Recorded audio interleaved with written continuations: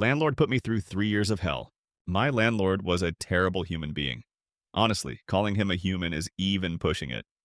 Just a few things he has done to me over the past 3 years. Stole my dryer and other household products that are in a common area.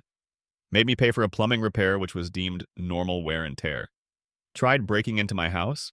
Retaliated against me because I went to my lawyer after he sent me a letter about a parking spot. He tried charging me an extra $150 a month. Mind you, I was never late for rent in 3 years, except for when he made me pay for the plumbing repair. So the next month, I was a couple days late. The list goes on. Now, this apartment was nowhere near nice. I found out the plumbing was illegal. He left me with a porch for years that has severe safety issues. The ceiling paint was always falling down. Gas heater was not up to code, and so on. I finally got my chance to leave after he wanted to raise my rent $500 a month. He will do anything and everything to get more money out of his tenants. So I called the building inspector 4 days before I left. I told him everything. The porch, when he finally replaced it, didn't have a permit and was definitely not up to code.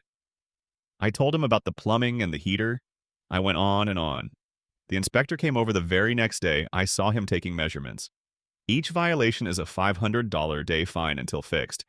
I honestly don't know what happened, but my God, did it feel good to finally get him back. He's at the very least on the town's radar. A week before I moved out, he tried telling me I needed to be out at a specific time. I never responded, and where I lived, that's not how it works. He tried to threaten me with the police if I wasn't gone. Well, I went to the police myself that morning to warn them. The landlord did come by, threaten me, and harass me. I called the police. They informed him I was in the right. Long story short, he had broken into my apartment. I had left to go to storage while I was gone. He nailed my door shut. I told the police to get the supervisor because I was over being harassed by this guy.